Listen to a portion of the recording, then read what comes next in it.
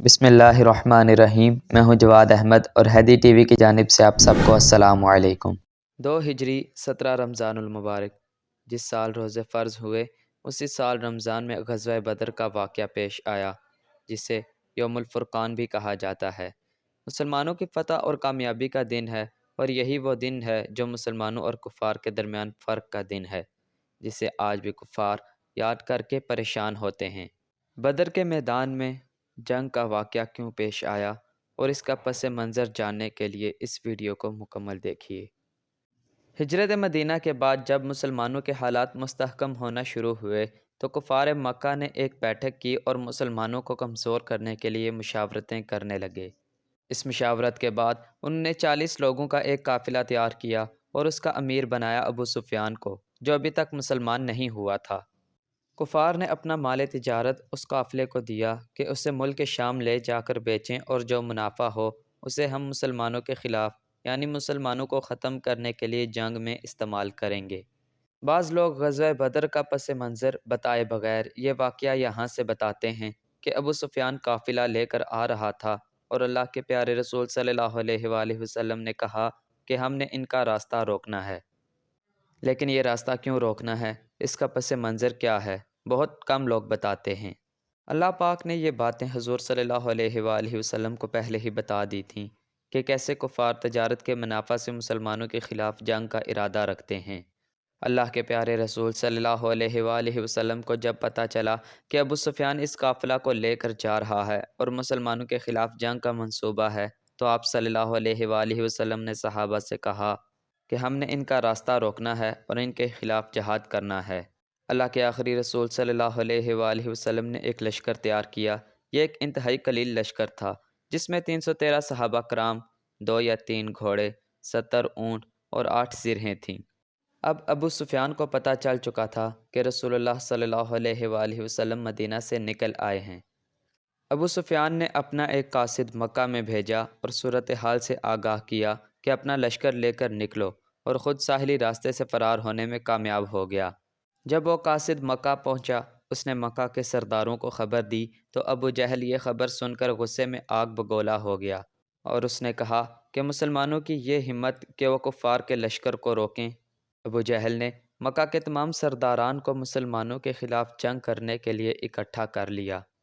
اتنی دیر میں ابو سفیان نے ایک اور قاصد بھیجا کہ ہم وہاں سے نکلنے میں کامیاب ہو چکے ہیں، تم اب جنگ کو رہنے دو۔ ابو جہل نے یہ بات نہ مانی اور تقریباً 1000 کفار کا لشکر لے کر پوری تیاری کے ساتھ اور غرور و تکبر کے ساتھ نکل پڑا، بلکہ وہ اپنے ساتھ ناچنے والی فاحشہ عورتیں اور شراب کے بڑے بڑے مٹکے بھی جشن منانے کے لیے لے کر گیا، اور جو لوگ جنگ میں نہیں جانا چاہتے تھے انہیں بھی زبردستی لے کر گیا۔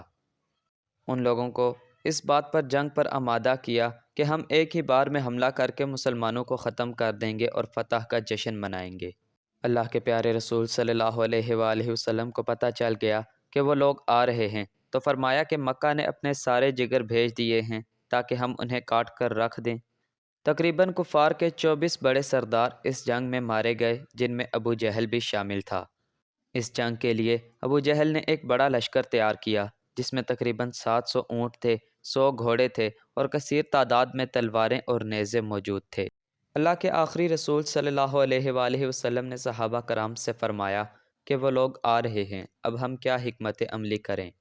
اللہ کے آخری رسول صلی اللہ علیہ وآلہ وسلم نے صحابہ کرام سے فرمایا کہ وہ لوگ آ رہے ہیں، اب ہمیں کیا حکمت عملی کرنی چاہیے؟ سب سے پہلے صدیق اکبر رضی اللہ تعالیٰ عنہ نے صحابہ کرام سے خطاب کیا اور مسلمانوں کے جوش و ولولہ کو بڑھایا۔ پھر حضرت عمر فاروق رضی اللہ تعالیٰ عنہ نے خطاب کیا اور مسلمانوں کے جذبہ ایمانی کو بلند کیا۔ حضرت مقداد رضی اللہ تعالیٰ عنہ نے حضور صلی اللہ علیہ وآلہ وسلم سے کہا کہ یا رسول اللہ صلی اللہ علیہ وآلہ وسلم، اگر آپ کہہ دیں کہ سمندر میں گھوڑے ڈال دیں تو ہم واپس نہیں آئیں گے، سمندر میں گھوڑے ڈال دیں گے۔ حضرت سعد بن عبادہ رضی اللہ تعالیٰ عنہ کہنے لگے کہ یا رسول اللہ صلی اللہ علیہ وآلہ وسلم، آپ ہمیں ملک حبشہ تک لے جائیں، ہم وہاں تک جانے کے لیے تیار ہیں۔ مقام بدر تو کچھ بھی نہیں ہے، ہم کوئی قوم بنی اسرائیل تو نہیں کہ موسیٰ سے کہیں کہ جاؤ موسیٰ تم اور تمہارا رب لڑائی کرے، ہم تو نہیں کر سکتے۔ حضور آپ پیچھے رہیں گے اور ہم آگے لڑیں گے۔ کہنے لگے کہ حضور صلی اللہ علیہ وآلہ وسلم ہم تو نہ نظر آنے والی مخلوق یعنی جنات سے لڑنے کے لیے بھی تیار ہیں۔ اس جذبہ کے ساتھ جب صحابہ کرام جنگ کے لیے آگے بڑھے تو اللہ کے پیارے رسول صلی اللہ علیہ وآلہ وسلم نے صحابہ کرام جن میں 236 انصار صحابی تھے اور 77 مہاجرین تھے، مہاجرین کا سپہ سالار اللہ کے پیارے رسول صلی اللہ علیہ وآلہ وسلم نے مولا علی رضی اللہ تعالی عنہ کو بنایا، جو کہتے تھے کہ یہ مٹھی بھر ہیں، تو اللہ نے ان کو غالب کر دیا اور کفار کو مغلوب بنا دیا۔ جنگ سے پہلے حضور صلی اللہ علیہ وآلہ وسلم نے حضرت عمر رضی اللہ تعالی عنہ سے تجویز مانگی کہ جنگ کے لیے کیا حکمت عملی ہونی چاہیے، صف بندی کیسے ہونی چاہیے۔ حضرت عمر رضی اللہ تعالی عنہ کہنے لگے، حضور صلی اللہ علیہ وآلہ وسلم یہ جو کافر لڑنے آئے ہیں یہ کسی کا چچا لگتا ہے، کسی کا بھائی ہے، کسی کا ماموں ہے اور کسی کا بیٹا لگتا ہے۔ یا رسول اللہ صلی اللہ علیہ وآلہ وسلم صف بندی کی کیا ضرورت ہے؟ میرے رشتہ دار میرے حوالے کریں، میں ان کی گردن کاٹ کر آپ کو دیتا ہوں۔ ابو بکر کے رشتہ دار ان کے حوالے کریں، وہ ان کی گردن کاٹ کر آپ کے حوالے کریں گے۔ علی کے رشتہ دار ان کے حوالے کریں، وہ ان کی گردنیں کاٹ کر آپ کو دیں گے۔ ہم دنیا کو بتائیں گے کہ کفار کے لیے ہمارے پاس سختی ہے، نرمی نہیں۔ حضرت عمر رضی اللہ تعالی عنہ نے غزوہ بدر میں اپنے سگے ماموں کی گردن کاٹ کر یہ ثابت کر دیا کہ کفر اور اسلام میں کیا فرق ہے۔ بے شک اسلام امن کا درس دیتا ہے، لیکن ظالم کا ظلم ختم کرنا بدامنی نہیں ہے۔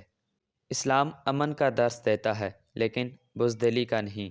حضور صلی اللہ علیہ وآلہ وسلم نے جو تلوار اٹھائی تھی، زرہ پہنی تھی، وہ بھی امن قائم کرنے کے لیے پہنی تھی۔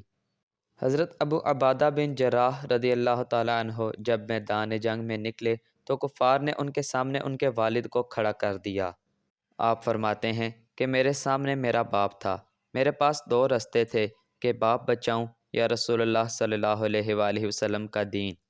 میں نے اس بارے میں زیادہ نہیں سوچا اور میدان جنگ میں جا کر اپنے باپ کا سر کاٹ کر حضور صلی اللہ علیہ وآلہ وسلم کے دین کو بچا لیا۔ حضرت مصعب بن عمیر رضی اللہ تعالی عنہ کا مقابلہ اپنے سگے بھائی کے ساتھ ہوا۔ آپ فرماتے ہیں میرا بھائی کفر کا لبادہ اوڑھے میرے سامنے کھڑا تھا، مجھے اکٹھے کھیلنا بھی یاد تھا اور ایک برتن میں کھانا کھانا بھی یاد تھا۔ آپ فرماتے ہیں کہ میں سارا کچھ بھول گیا مگر اللہ اور اس کے رسول صلی اللہ علیہ وآلہ وسلم کے بتائے ہوئے احکامات نہ بھولا، اور اپنے بھائی کی گردن کاٹ کر میں نے حضور صلی اللہ علیہ وآلہ وسلم کے سامنے پیش کی اور آپ صلی اللہ علیہ وآلہ وسلم کے دین کو بچا لیا۔